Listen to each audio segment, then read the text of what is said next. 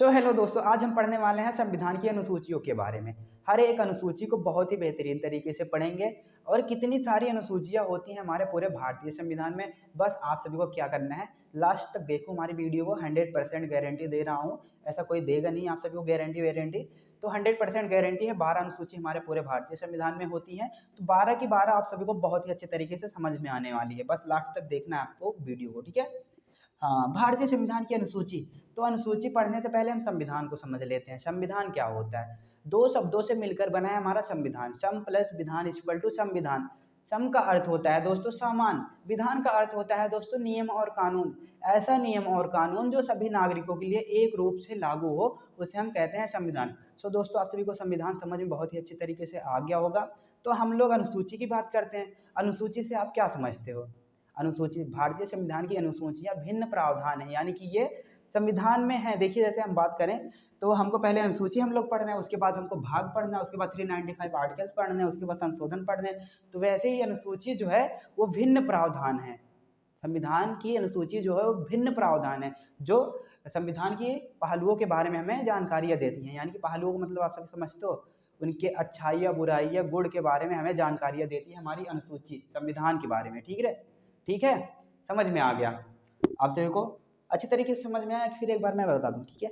अनुसूची जो है भारतीय संविधान की अनुसूची वो भिन्न प्रावधान है, जो हमें भारतीय संविधान की पहलुओं के बारे में जानकारियां देती है। दोस्तों, इसी को कहते हैं हम अनुसूची। तो आप सभी को अनुसूची समझ में आ गया होगा। तो हम लोग स्टार्ट करते हैं। हमारी पहली अनुसूची क्या है? तो पहली अनुसूची क्षेत्र है। तो आप सभी को क्षेत्र से समझ में आ गया होगा कि क्षेत्र के बारे में बात हुई है। दूसरा वेतन के बारे में बात हुई है। तीसरा शपथ के बारे में बात हुई है। राज्यसभा सीटों के बारे में बात हुई है।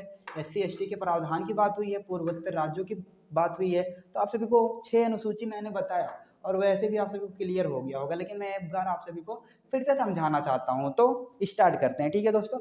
आप सभी को मैंने बोला है ना, गारंटी 100% दिया हूँ, 100% गारंटी दिया हूँ, तो आपको समझाना मेरा फर्ज है। मैं आप सभी को समझाऊंगा इतने अच्छे तरीके से, आपको 12 अनुसूची समझने में कोई प्रॉब्लम नहीं होगी।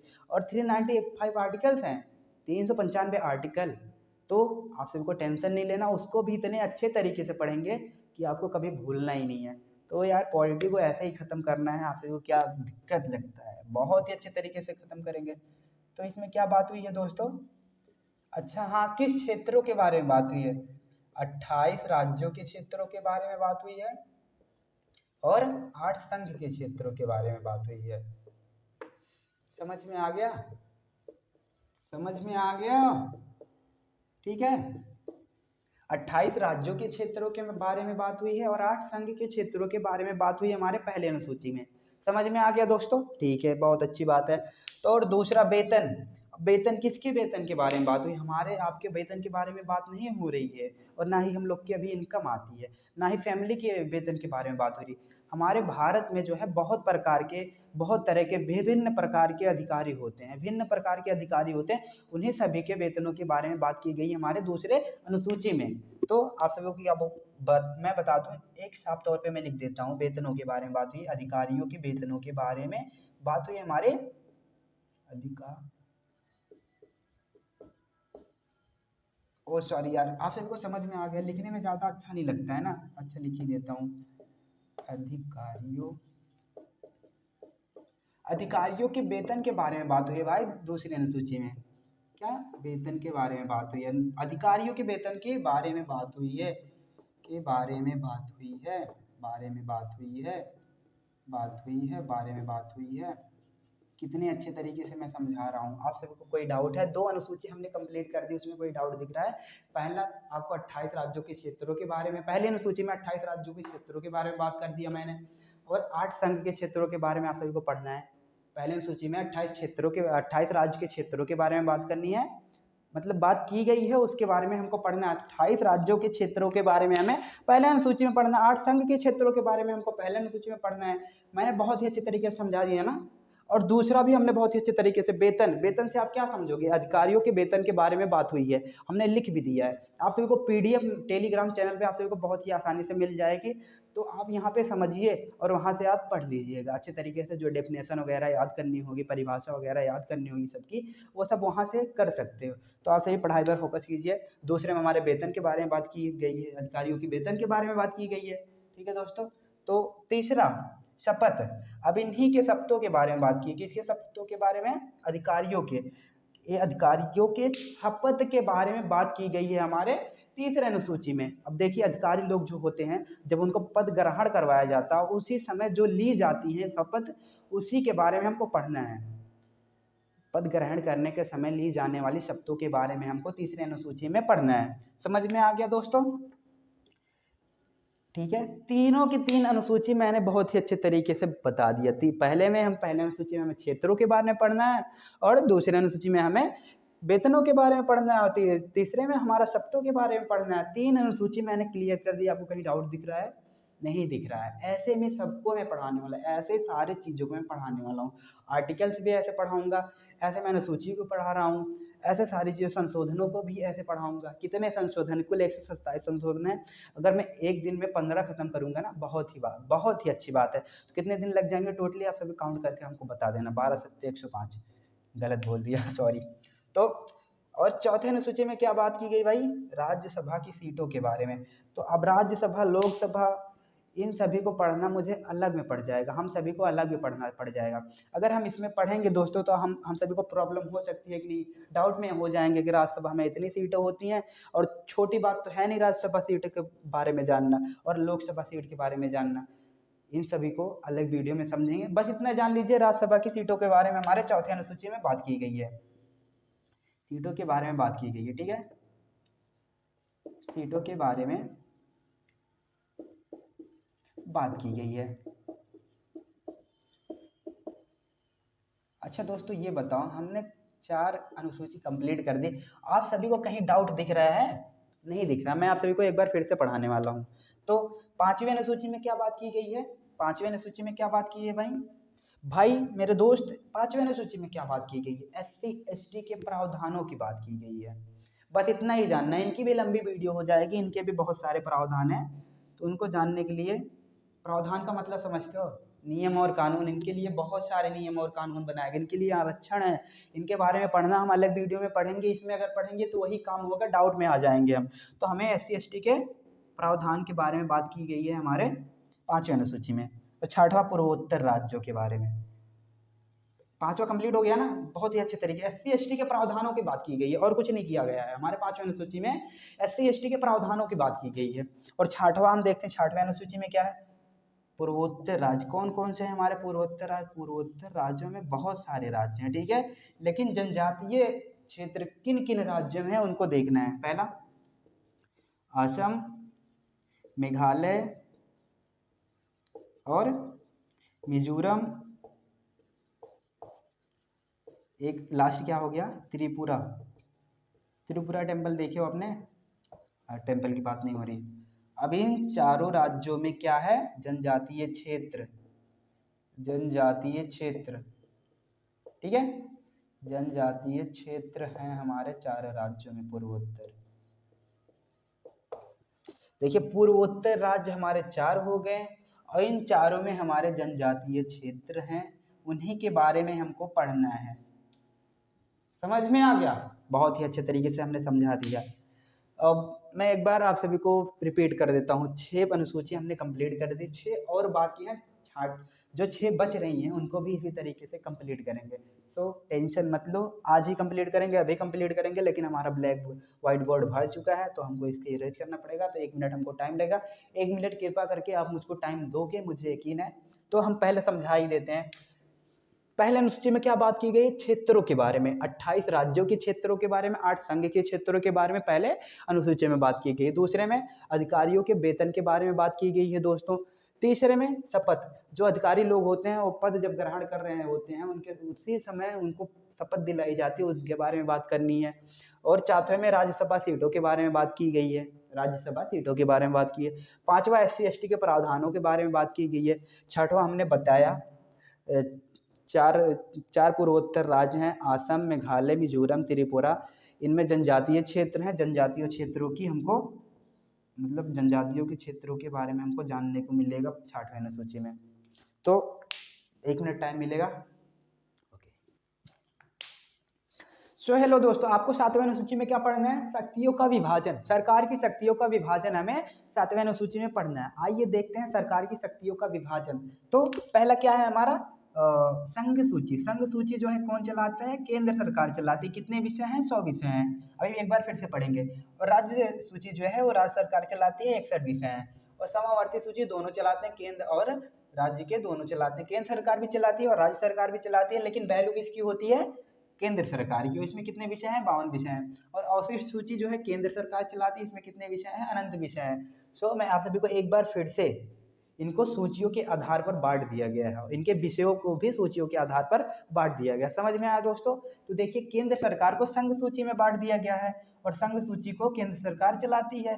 तो उसमें कितने विषय हैं? 100 विषय हैं। विषय का मतलब आप समझते हो, जैसे इनके कामों को बांट दिया गया है। जैसे केंद्र सरकार के 100 काम है, 100 विषय हैं, उनको दे दिया गया है। और 100 विषयों को अगर आपको पढ़ना है तो आप सर्च करना संघ सूची के विषयों का वर्णन, जानकारी और कितने विषय होते हैं हमारे संघ सूची में, तो आपको मिल जाएगा गूगल पे। तो आपको 100 विषय वैसे भी जानने की कोई ज़रूरत है नहीं, क्योंकि एग्जाम में पूछते नहीं है। ठीक है दोस्तों? तो हमारे संघ सूची को केंद्र सरकार चलाती है और उसमें 100 विषय हैं। राज्य सूची को हमारे राज्य सरकार चलाती है, उसमें कितने विषय हैं? 61 विषय हैं। समावर्ती को दोनों चलाते हैं, लेकिन वैल्यू किसकी होती है? केंद्र सरकार की, उसमें 52 विषय हैं। अवशिष्ट सूची को केंद्र सरकार चलाती है और अनंत विषय हैं। आपको कोई डाउट दिख रहा है? उनके कामों के अनुसार, उनके सूचियों के अनुसार सरकारों को बांट दिया गया है। इसी को कहते हैं हम शक्ति विभाजन। तो शक्ति विभाजन हमारा 7वीं अनुसूची कंप्लीट हो गई। 7वीं अनुसूची में इतना ही। अगर कोई पूछता है आपसे कि 7वीं अनुसूची में क्या है, सरकार की शक्तियों का विभाजन है। अगर आपसे पूछता है कितनी सूचियां थी, तो आपको संघ सूची, राज्य सूची, अवशिष्ट सूची और समावर्ती सूची ये बता देना। अगर विषयों की बात करता है तो आप सभी को क्या कहना है?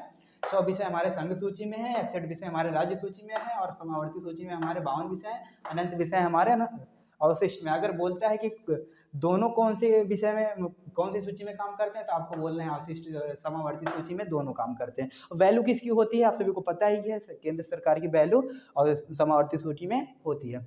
तो हमने इसको भी समझ लिया। आप सभी को डाउट नहीं होगा दोस्तों। तो 7वीं अनुसूची आपको समझ में आ गई। 8वीं अनुसूची में क्या बात की गई है दोस्तों? भारतीय संविधान की भाषाएं, भाषाओं के बारे में बात की गई है। तो 22 भाषाएं हैं हमारे पूरे भारतीय संविधान में।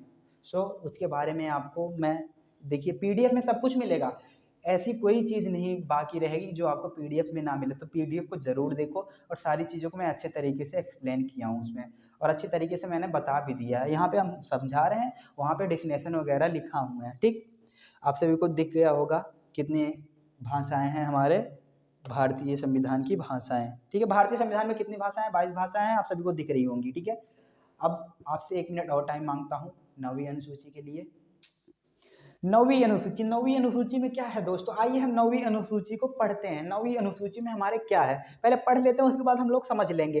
केंद्र और राज्य कानूनों की एक ऐसी सूची शामिल होती है जिन्हें न्यायपालिका में चुनौती नहीं दी जा सकती। मौजूदा वक्त में संविधान की इस अनुसूची में कुल कितने कानून हैं? 284 कानून शामिल हैं। न्यायपालिका इस कानून की न्याय समीक्षा नहीं कर सकती है, यानी इन्हें अदालत में चुनौती नहीं दी जा सकती। अब इसका एक वर्ड मैं बता दूं जिससे आपको बहुत ही इजी लगने लगे कि हमारे 9वीं अनुसूची में किस चीज़ों के बारे में बात की गई है। मैं एक वर्ड आपके लिए सोच रखा हूँ। क्या? केंद्र सरकार, थोड़ा धीरे लिखता हूँ भाई। केंद्र सरकार, राज्य सरकार और भी लिख देता हूँ, केंद्र सरकार और राज्य सरकार की चुनौती।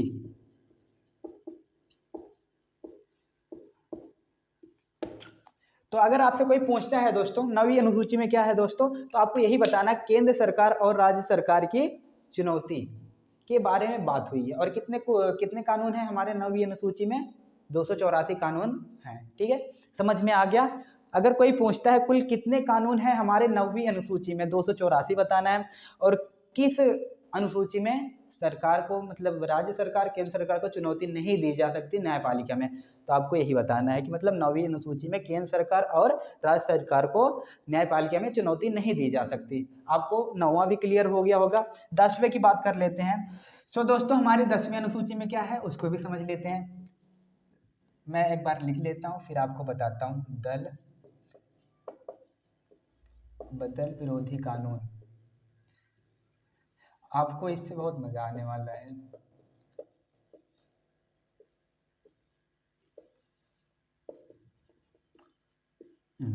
दसवीं अनुसूची में क्या है, दल बदल विरोधी कानून के बारे में हमको जानने को मिलेगा। उनके बारे में हमको 10वीं अनुसूची में जानना है और कुछ नहीं। और इन्हें इंग्लिश में क्या कहते हैं, एंटी डिफेक्शन लॉ। ठीक है दोस्तों, तो 10वीं अनुसूची में दल बदल विरोधी कानून के बारे में हमको पढ़ना है और उसे इंग्लिश में क्या कहते हैं, एंटी डिफेक्शन लॉ। और इसमें संशोधन भी हुए हैं, मैं आपको बता दूं जो है 92 मतलब 52वां संशोधन इसी में हुआ है 1987 के द्वारा। तो संशोधन को हम बाद में पढ़ेंगे, लेकिन अभी के लिए बस इतना ही। हम हर एक संशोधन को बाद में पढ़ सकते हैं ना, क्योंकि अगर इसमें हम आपको पढ़ाएंगे संशोधन तो आप डाउट में आ जाओगे, आपको थोड़ी परेशानी होने लगेगी अनुसूची को समझने में। तो हम संशोधन को बाद में पढ़ेंगे ना, तो अभी हम सिर्फ अनुसूची पर फोकस करते हैं। तो हमारे 10वीं अनुसूची में क्या पढ़ना, दल व दल विरोधी कानून के बारे में हमको पढ़ना है। इन्हें इंग्लिश में एंटी डिफेक्शन लॉ कहते हैं। और 10वीं अनुसूची में 52वां संशोधन हुआ है 1987 में। समझ में आ गया, ठीक है। और 11वें अनुसूची में क्या बात की गई है, 11वें अनुसूची में क्या बात की गई है, सबसे पहले मैं लिख देता हूँ पंचायत। ठीक है, पंचायत की बात की गई है। पंचायत में कितने विषय होते हैं, आप सभी को पंचायत के बारे में बताने की कोई ज़रूरत मुझे है तो नहीं, आप सभी को पता है पंचायत होती क्या है, पंचायत कौन से काम करती है, तो ये बताना है। 29 विषय हैं इसके, पंचायत के 29 विषय हैं। और 12वीं अनुसूची में क्या बात की गई भाई, पता है 12वीं अनुसूची में क्या बात की गई है, नगर पालिका। नगर पालिका का मतलब आप सभी को पता है, न्यायपालिका की बात नहीं कर रहा हूँ, नगर पालिका पालिका। ठीक है, इसमें कितने विषय हैं आप सभी को पता है, 18 विषय हैं।